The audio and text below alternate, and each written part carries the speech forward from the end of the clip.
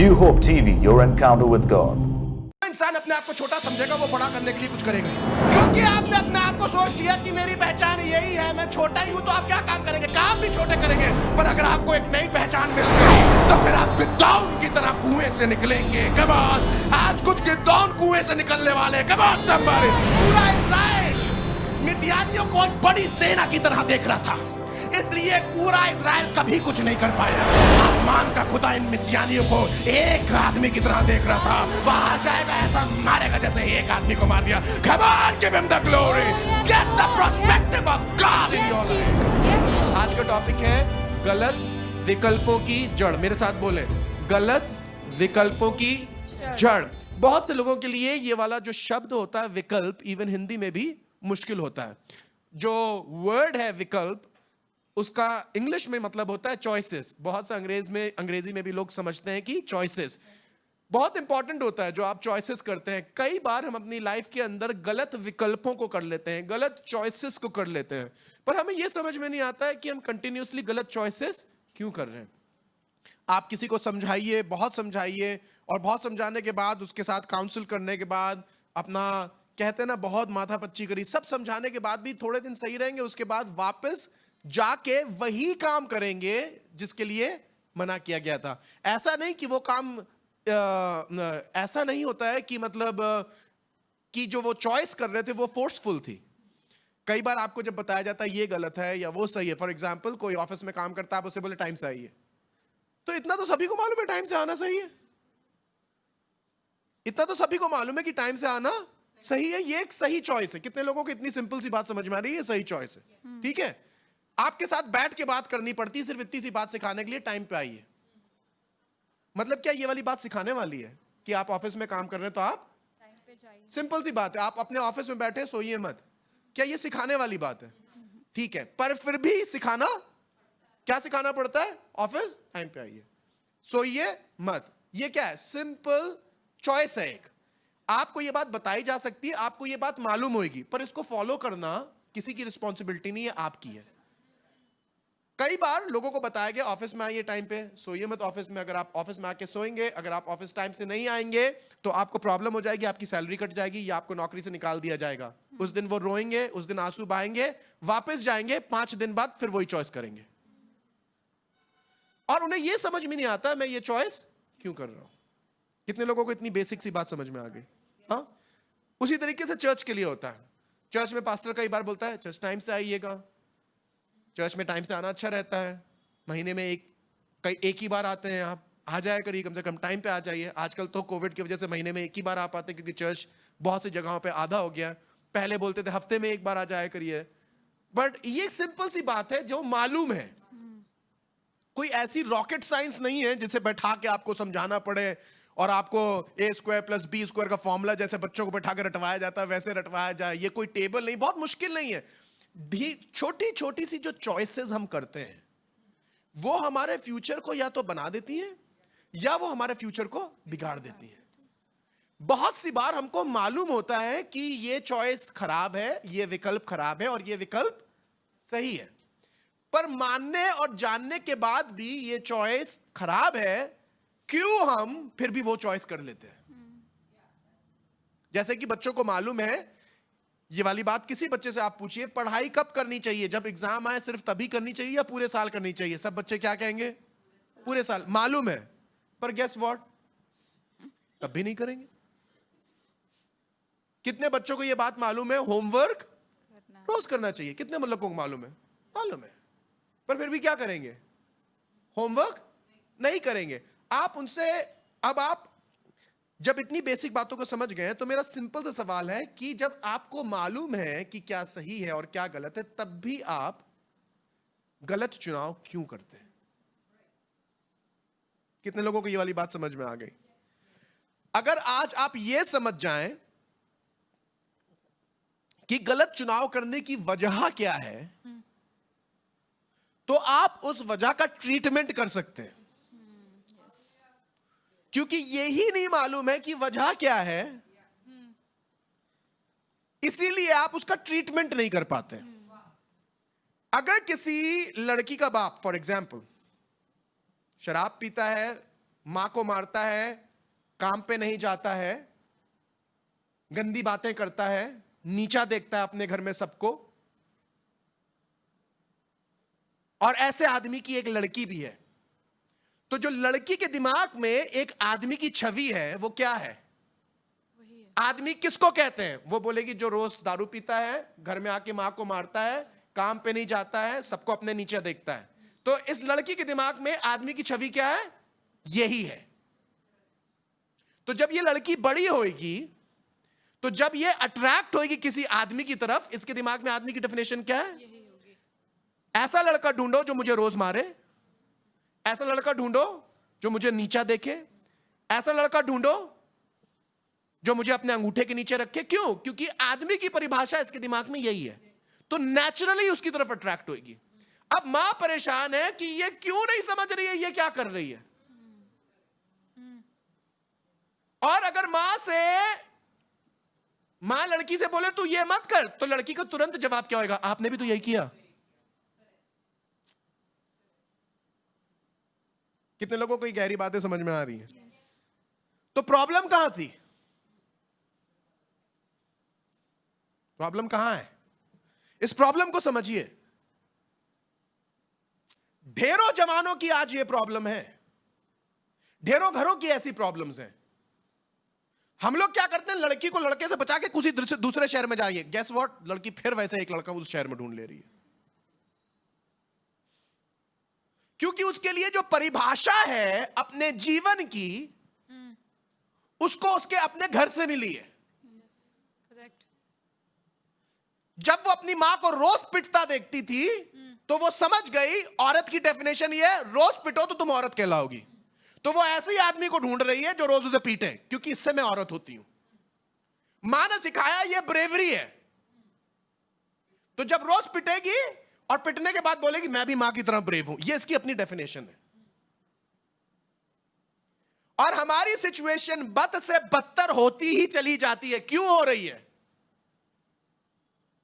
लड़की शादी कर लेती है, बुरे हाल में चली जाती है, उसके बाद बोलती है मैंने ऐसा क्यों किया।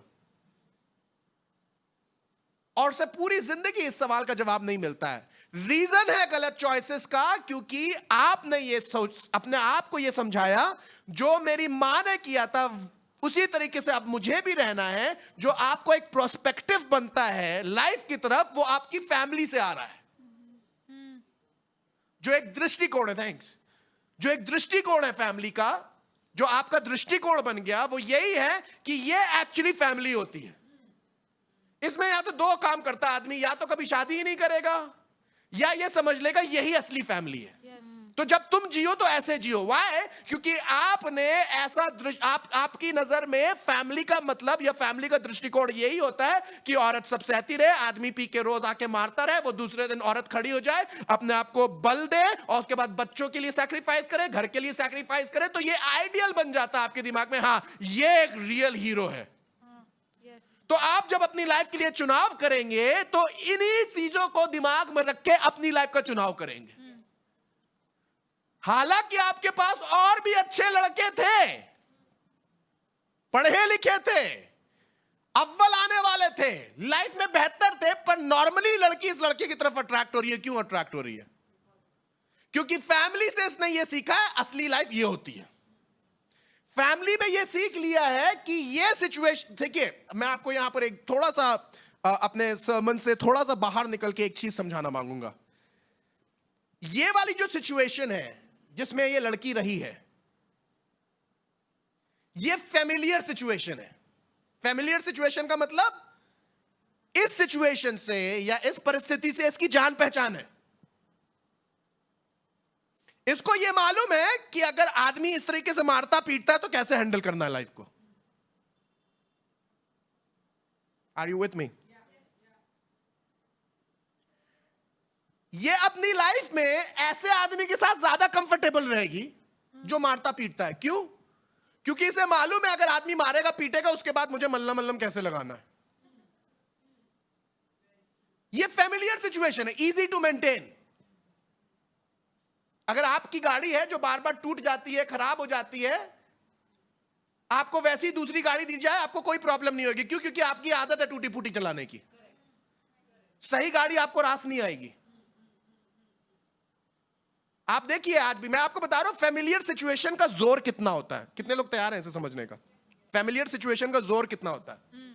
कितने बुजुर्ग आज भी वो नंबर वाला ही सेलफोन यूज करते हैं, टकर टकर टकर 1 2 3। कितने लोगों को आज भी, कितने जानते हैं? कुछ कुछ बुजुर्गों को आज भी वो वैसी वाला नंबर वाला सेलफोन इस्तेमाल करेंगे। क्यों सेलफोन वैसा वाला इस्तेमाल करेंगे आज भी? इसको हम जानते हैं, हम ये सब नहीं कर पाएंगे, हम ये सब नहीं कर पाएंगे। मन है बच्चे से एक दूसरे को देख के बात करने का। टेक्नोलॉजी भी है भाई, कितना आसान है। व्हाट्सएप पे वीडियो कॉल करिए, अपने बच्चे से दूर बैठा है, आराम आमने सामने देख के बात कर लीजिए। तो माँ दूसरे शहर में बैठ के रो रही है, मैं तुझे देख भी नहीं पाती हूँ, सब लोग देख लेते हैं। तो उनसे बोलो, अगर अपना फोन क्यों नहीं बदल रही हो, मैं दिलाता हूं। नहीं, हमें यही पसंद है। घुट घुट के जिएंगे, रो रो के जिएंगे, पर थोड़ा सा चैलेंज नहीं उठाएंगे। इतना रोना आसान लग रहा है, पर थोड़ा सा सीखना आसान नहीं लग रहा है। क्यों हम गलत चुनाव कर रहे हैं? क्यों? क्योंकि ये वाला चुनाव हमें, जैसे एक मैंने एग्जांपल ये वाला लिया, ये जो बच्ची है, ये गलत जगह पे शादी इसलिए कर रही है क्योंकि उसे लगता है कि मेरी मम्मी ने मुझे सिखाया कैसे हैंडल करना है, तो मैं ये कर लूंगी हैंडल। पर वो ऐसी जगह शादी नहीं करेगी जहां पर लड़का अच्छा हो, पढ़ा लिखा हो, दमदार हो। ऐसे लड़के से शादी नहीं करनी। क्यों नहीं करनी है? पता नहीं, बुरा वाला तो ऐसा, तो अच्छा वाला कैसा होएगा? ये वाला एनवायरनमेंट कंफर्टेबल है। अगर ये मारेगा, मुझे मालूम है क्या करना है। वहां पर अगर वो मुझे प्यार करेगा, मुझे मालूम ही नहीं क्या करना है। वहां वो मेरी इज्जत करेगा, मुझे मालूम ही नहीं। You don't even know how to react. Why? Because you have never walked by faith. कितने लोगों को ये वाली बात समझ में आ रही है? सुनिए, कई बार हमें परेशानी में घुट घुट के जीना बजाय उस जगह पे जाके जहां खुदा बहुत बरकत दे रहा है अच्छा लगता है। क्यों परेशानी में घुट घुट के जीना अच्छा लगता है? इससे मैं फेमिलियर हूं, इससे मेरी जान पहचान है। पर वहां पर अच्छी जगह पे क्यों नहीं जाना मांग रहे हो? हम जानते नहीं है ना, हैंडल कैसे करेंगे? कितने लोगों को ये वाली बात समझ में आई? Listen listen listen listen listen 9 महीने बच्चा मां के गर्भ में रहता है। कहां रहता है? और जब बच्चा बाहर निकलता है तो नाड़ी से लगा होता है। उसके फेफड़े तब तक सही तरीके से काम नहीं करते हैं जब तक नाड़ी काटी नहीं जाती। जैसी नाड़ी काटी जाती है, पहली बार सांस लेता और बच्चा जीवित हो जाता। आज मैं आपकी नाड़ी काटने के लिए आया हूं ताकि आप पवित्र आत्मा में करके सांस ले पाए और नए जन बन जाए। Come on, how many of you understanding what I am? Until and unless वो आप नाड़ी नहीं काटेंगे जिससे आप बंधे हुए हैं, तब तक आप वो नहीं बन पाएंगे जो खुदा ने आपको बनाया। एक बच्चे का जन्म तब तक नहीं हो सकता है जब तक वो पवित्र आत्मा से और जल से बपतिस्मा ना ले ले, जब तक पाक रूह से ना चले। Until and unless you start seeing yourself from the spirit man, you can never be what God has called you to be. Yes, Lord. हमारे दिमाग में चल रहा है ये हमारी फैमिली, हम ऐसे ही रहेंगे क्योंकि फैमिली ने जिंदगी भर यही सिखाया है। I pray you would understand that. Yes, amen. कितने लोग अपनी नाड़ियां काटने के लिए तैयार हैं आज? Yes. हो गए हैं बड़े, पर अभी भी नाड़ी मम्मी से लगी हुई है। ओ, नहीं समझ में आया? बड़े हो गए पर नाड़ी किससे जुड़ी हुई है? अभी भी मम्मी से, अभी भी फैमिली से जुड़ी हुई है। क्योंकि अभी भी नाड़ी जो है आपकी फैमिली से जुड़ी हुई है, इसलिए खुदा आपको अपनी फैमिली में ले ही नहीं पा रहा है। अभी भी आदतें वैसी ही हैं। आइए मैं आपको एक आदमी दिखाता हूं जिसकी नाड़ी अपनी फैमिली से जुड़ी हुई थी। इस व्यक्ति को देखिए, गिदोन। गिदोन को देखिए मेरे साथ, चलिए नाइयों की किताब में उसके 6 अध्याय में उसकी 12वीं आयत से लेकर 16वीं आयत तक, बुक ऑफ जजेस चैप्टर 6 वर्स 12 to 16। उसको यहोवा के दूत ने दर्शन देकर कहा, हे शूरवीर सूरमा। जोर से बोलिए, हे शूरवीर सूरमा, यहोवा तेरे संग है। कम ऑन, मैं बात कर रहा हूं आपसे। हे शूरवीर सूरमा, यहोवा तेरे संग है। क्या कर रहा था ये गिदोन? कुएं के पास, कुएं के अंदर बैठा हुआ है, थोड़ा सा गेहूं साफ कर रहा है कि खुद खाए और अपने परिवार के लिए रखे। मारे डर के छुप के गेहूं साफ कर रहा है। कहां पर गेहूं साफ कर रहा है? एक कुएं के अंदर, इसलिए कहीं मिद्यानी आके इसका गेहूं छीन के ना ले जाएं। डर के मारे गेहूं साफ कर रहा है। वहां फरिश्ता आया, कह रहा है उसको, यहोवा के दूत ने दर्शन देकर कहा, हे शूरवीर सूरमा, यहोवा तेरे संग है। सुनिएगा गिदोन की बातें। गिदोन ने उससे कहा, हे मेरे प्रभु, विनती सुन, यदि यहोवा मेरे संग होता तो हम पर यह सब विपत्तियां क्यों पड़ती? और जितने आश्चर्य कर्मों का वर्णन हमारे पुरखा यह कहकर करते थे, कि क्या यहोवा हमको मिस्र से छुड़ा नहीं लाया? वे कहां रहे? अब तो यहोवा ने हमको त्याग दिया है और मिद्यानियों के हाथ में कर दिया है। तब यहोवा ने उस पर दृष्टि करके कहा, अपनी इसी शक्ति पर जा, अपनी इसी शक्ति पर जा और तू इस्राएलियों को मिद्यानियों के हाथ से छुड़ाएगा। क्या मैंने तुझे नहीं भेजा? सुनिएगा मेरी बात, इसकी नाड़ी देखिए, दिखेगी अभी आपको। कितने लोग तैयार हैं इसकी नाड़ी देखने के लिए? इसकी नाड़ी कहां से जुड़ी है? अपने परिवार से जुड़ी है। इसका परिवार की सोच क्या है? छोटी सोच है। और जब तक आपकी छोटी सोच रहेगी और जब तक इस नाड़ी को नहीं काटेंगे, तब तक आप खुदा के लिए बड़ा काम नहीं कर पाएंगे। खुदा ऐसे क्या कह रहा है? शूरवीर, शूरवीर योद्धा, सूरमा, शूरवीर योद्धा, सूरमा, बड़ी बड़ी बातें कर रहा है। पर ये देखिए, खुदा चाहे आपके लिए कितनी बड़ी बातें करे, जब तक नाड़ी से जुड़े रहोगे अपने माँ बाप की, अपने पुराने परिवार की, अपने पुरानी सोच की, अपनी छोटी बात की, तब तक चाहे खुदा तुम्हें चीख चीख के शूरवीर सूरमा कहे, तुम कुछ नहीं कर पाओगे। देखिएगा इसका जवाब। खुदा कह रहा है शूरवीर सूरमा। खुदा की नजर में कौन है ये? देखिए ये अपनी नजर में कौन है ये? देखिए 15वीं आयत, उसने कहा, हे मेरे प्रभु, विनती सुन, मैं इज़राइल को क्यों कर छुड़ाऊं? देख, मेरा कुल मनश्शे में सबसे कंगाल है।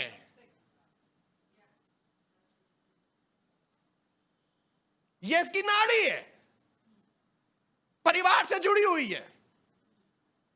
ये अपनी पहचान अपने परिवार की बातों से, अपने परिवार के चारों तरफ की परिस्थिति से, अपने देश की परिस्थिति से बना रहा है। कितने लोग अपनी पहचान अपने परिवार से, अपने देश की परिस्थिति से, अपने घर की परिस्थिति से, अपने बैंक बैलेंस से बनाते हैं? बिल्कुल नहीं। हमारी परिस्थितियां, हमारा बैंक बैलेंस, हमारा परिवार, हमारा देश नहीं डिफाइन करेगा हम कौन है। ये डिफाइन करेगा सिर्फ हमारा आसमानी खुदा कि हम कौन है। हमारी परिभाषा खुदा देता है। कहने लगा, उसने कहा, हे मेरे प्रभु, विनती सुन, इज़राइल क्यों कर छुड़ाऊंगा? देख, मेरा कुल मनश्शे में सबसे कंगाल। कब तक कंगाल देखोगे अपने आप को? खुदा कह रहा, शूरवीर योद्धा, मैं कंगाल हूं, मैं कंगाल हूं, मैं नंगा हूं, मैं गरीब हूं, मैं कुछ नहीं कर पाऊंगा। तुम वाकई में कुछ नहीं कर पाओगे जब तक इस नाड़ी से जुड़े रहोगे। क्या कह रहा है? मैं कंगाल हूं। फिर क्या कह रहा है? फिर मैं अपने पिता के घराने में सबसे छोटा हूं। ऑल लो। खुदा बोल रहा है, हे शूरवीर योद्धा, मैंने तुझे चुना है कि तू इज़राइल को छुड़ाएगा। खुदा इसे बनाना मांग रहा है। सर, ये खुश है अपना पूंछ बने रहने में।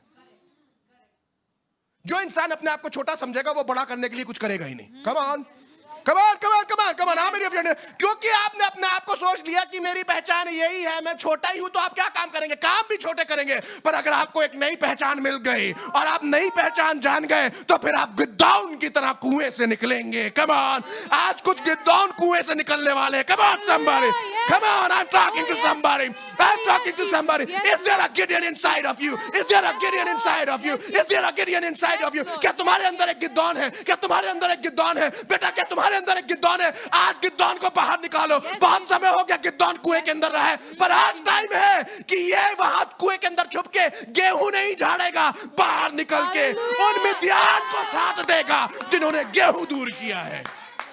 How long? How long? कुएं के अंदर कब तक रहोगे?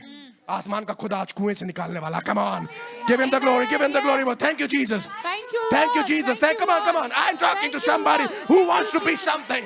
Come on, who wants to be something? Who wants to be something? कौन है जो कहेगा, हाँ खुदा मैं हूं, तू मुझसे बात कर रहा है? Come on, I'm talking to somebody. Come on, come on, come on, come on, come on, come on. Come on, come on. अपने कुओं को याद करिए, अपने कुओं को याद करिए। कब तक इस कुएं में रहेंगे? कब तक इस कुएं में रहेंगे? कब तक थोड़ा सा गेहूं? कब तक मेरा अपना परिवार? कब तक मेरी अपनी लाइफ? कब इस सोच से बाहर निकलेंगे? खुदा तुमको चुन रहा है हजारों के लिए आशीष बनाने के लिए। खुदा गिद्दौन को देख रहा है। Thousands of people, come on, thousands of people, baby, thousands of people, thousands of people, thousands of people, millions of people around the globe, around the globe, around the globe, around the globe, around the globe, around the globe, around the globe, in Jesus' name, around the globe. How long would you be about yourself? I get tired of people. मैं थक जाता हूं ऐसे लोगों के साथ काम करके जिनकी लाइफ सिर्फ अपने बारे में, मेरा घर, मेरी सोच, मेरा परिवार, मेरी नींद, मेरा काम, मेरा पैसा, मेरा पति, मेरा बच्चा, come on, deal with it. इस कुएं से आज बाहर निकलने की जरूरत है. खुदा तुम्हें अपने परिवार के लिए अगर खड़ा कर सकता है तो ढेरों परिवार के लिए खड़ा कर सकता है. आज खड़े होने की जरूरत है. come on, खड़े होने की जरूरत है. I will rise up. Yes. मुझे निकलना है कुएं के अंदर से. अपनी नाड़ी को काटिए. यहोवा ने उससे कहा, निश्चय मैं तेरे संग रहूंगा, सो तू मिद्यानी को ऐसा मार लेगा जैसे एक मनुष्य को. God can use you. खुदा तुम्हें इस्तेमाल कर सकता है. ये मिद्यानी जिनसे गिद्दौन छुप के कुएं में गेहूं साफ कर रहा था, खुदा करता क्या कह रहा था? ऐसा मारेगा बेटा तो इन्हें जैसे एक आदमी को. आपको मालूम है खुदा कैसे देख रहा था? इजरायली देख रहे थे इन्हें सेना की तरह, खुदा देख रहा था ऐसे एक आदमी की तरह. come on, come on, come on. खुदा, oh, you did not get that, you did not get that, you did not get that. पूरा इजराइल मिद्यानियों को एक बड़ी सेना की तरह देख रहा था, इसलिए पूरा इजराइल कभी कुछ नहीं कर पाया. आसमान का खुदा इन मिद्यानियों को एक आदमी की तरह देख रहा था और गिद्दौन को बताने के लिए आया था कि तुझे अपनी सोच को बदलना है. come on, somebody help me in preaching the word. तुझे अपनी किसको बदलना है? सोच. तेरे दिमाग में ये बड़ी आर्मी है, इसलिए तू कुएं में छुपा होता है. अगर तू मेरे नजर से देखेगा, अगर तू मेरी सोच से देखेगा, अगर तू मेरे तरीके से देखेगा, अगर तू मुझे समझेगा, तो ये जो बड़ी आर्मी लग रही है ये तुझे एक आदमी की तरह लगेगी. बाहर जाएगा ऐसा मारेगा जैसे एक आदमी को मार दिया. Come on, give him the glory. Get the perspective of God in your life. Yes, Lord. खुदा की सोच को अपने अंदर डालने की कोशिश करो. कब तक अपनी बखारते रहोगे? हमें मालूम है खुदा की सेवा करना में बहुत मजा है, पर तुम्हारे पर कभी निकलेंगे ही नहीं. हमें मालूम है हमें मदद करनी चाहिए, पर काट लो इनको. हमें मालूम है खुदा ने हमें बुलाया सेवा करने के लिए, पर जब तक तुम्हारे पास यार पर रहेगा, तुम्हारा पर निकलता रहेगा, कभी कुछ नहीं कर पाओगे. ये जोक था हंसने के लिए. कुछ लोगों को कल समझ में आएगा, कल हंसिएगा. Come on church, how many of you are understanding what I'm saying now? खुदा की नजर और आपकी नजर में जमीन आसमान का फर्क है. और जब तक आप अपनी नजर से चीजों को देखते रहेंगे, आप सिर्फ वही बने रहेंगे जो आपकी नजर ने आपको दिखाया है. खुदा की नजर में और आपकी नजर में फर्क है, और आप वही बने रहेंगे अपनी नजर में जो आपने अपने लिए सोचा है. जब तक आप अपनी नजर को खुदा की नजर से मिला के, उसकी नजर में होके अपने आप को नहीं देखेंगे, आप कभी वो नहीं बन सकते जो खुदा ने आपको होने के लिए बुलाया है. क्योंकि आप तो अपनी नजर से देखते हैं मैं कुछ नहीं हूं, तो तुम कुछ नहीं हो. तुमने अपनी नजर से देखा मेरा परिवार कुछ नहीं है, तो तुम कुछ नहीं हो. तुमने अपनी नजर से देखा मेरा परिवार कभी कुछ बड़ा नहीं कर पाया, मैं कुछ बड़ा नहीं कर पाऊंगा. तुमने ऐसा चश्मा लगा रखा है जिससे तुमने अपने लिए सिर्फ दरिद्रता सोची है, जिससे तुमने अपने लिए सिर्फ दबा हुआ सोचा है, जिससे तुमने अपने लिए अपने आप को सब लुटा पिटा करके सोचा है. पर अगर तुम खुदा की नजर से देखोगे, तुम दूसरे मनुष्य हो जाओगे. आज अपने चुनाव को सही करिए. मैं आपकी उन जड़ों पे जा रहा हूं जिनको सोच के, जिनको सुधरने की जरूरत है. Understanding the root of wrong choices. गलत विकल्पों की जड़, गलत विकल्पों की जड़. बार बार रॉन्ग चॉइसेस इसीलिए कर ले रहे हैं. देखा है पूरी जिंदगी मां ने परेशानी उठाई है, पर आज भी लड़की वही परेशानी उठाने के लिए तैयार है. मालूम क्यों? Familiar environment.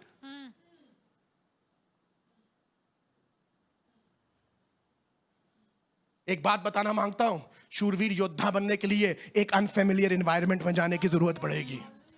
Oh, you did not get that, you would be shouting otherwise. To get to your destiny, कई बार आपको ऐसी जगह पे खड़ा, अगर आप अपने गंतव्य पे पहुंचना चाहते हैं तो उस फेमिलियर एनवायरनमेंट से, उस जान पहचान वाले एनवायरनमेंट से निकल के आपको एक ऐसे एनवायरनमेंट के अंदर, एक ऐसी परिस्थिति के अंदर जाना होगा जिसे आप नहीं चाहते हैं. और जो वो इंसान उस परिस्थिति में जाता है जिसे वो नहीं पहचानता है, और उस परिस्थिति में तब भी खुदा के ऊपर ईमान रख के चलता है, इस आदमी को ये आदमी कहलाता है विश्वासी. This man is called a man of faith. क्योंकि वो ऐसे एनवायरनमेंट में चल रहा है जिसके बारे में उसे कुछ नहीं मालूम है. वो अब्राहम की तरह होता है. मैं तुझे वो देश दिखाऊंगा जिसे तू नहीं जानता है, वो लोग दिखाऊंगा जिसे तू नहीं जानता है, वो भाषा के पास, वो भाषा बोलने वालों के पास ले जाऊंगा जो तू नहीं बोलता है। पर ऐसी जगह पे क्यों जा रहे हो जहां पर कोई कुछ नहीं बोलता? मैं इसलिए जा रहा हूं क्योंकि आज के बाद मैं विश्वासी कहलाऊंगा और मैं तुम्हारी नजर से नहीं देखना मांगता हूं, मैं आसमान के खुदा की नजर से देखना मांगता हूं। खुदा मुझे अननोन में लेके जा रहा है ताकि मुझे नोन बनाए। इससे अच्छा है, लिसन, खुदा मुझे अननोन में लेके जा रहा है, ऐसे अनजान पे लेके जा रहा है जहां पर मैं जाना चाहूंगा।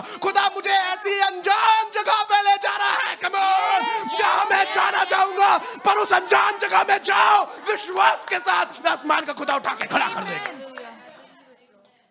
हमें अनजान जगहों पे जाने में डर लग रहा है, अनजान परिस्थितियों में जाने में डर लग रहा है। मैं उस अच्छे लड़के से कैसे शादी करूं, मुझे मालूम ही नहीं वो प्यार करेगा तो मैं क्या करूंगी। मुझे अच्छी नौकरी में जाने का मन ही नहीं कर रहा है। ये छोटी सी गरीब वाली नौकरी, खराब वाली नौकरी, यही अच्छी। गरीब होना बुरा नहीं है, पर गरीबी बुरी है। सुनिएगा, गरीब होना बुरा नहीं है, गरीबी बुरी है। रेफरेंस बिल्कुल सही रखिएगा, माफ करिएगा आप जो मुझे देख रहे हैं, मुझे गलत इंटरप्रेट मत करिएगा, गलत इंटरप्रेट मत करिएगा। गरीब होना खराब नहीं है, गरीबी खराब है, इसलिए पूरा इंडिया कोशिश कर रहा है गरीबी किस तरह से ऊपर उठ सके। Come on somebody, give him the glory. उठना है ऊपर। ऐसे ठीक है, ऐसे मरते रहेंगे, सड़े रहेंगे। अरे कब तक मरते रहोगे, कब तक सड़े रहोगे, कब तक गिद्दौन की तरह कुएं के अंदर बैठे रहोगे? खुदा की तरफ से देखो, खुदा की निगाह से देखो, वो तुम्हें उठा के निकालना मांगता है यार। वो बोलना मांग रहा देश दे दूंगा, तुम बोलोगे कुआं दे दो काफी है।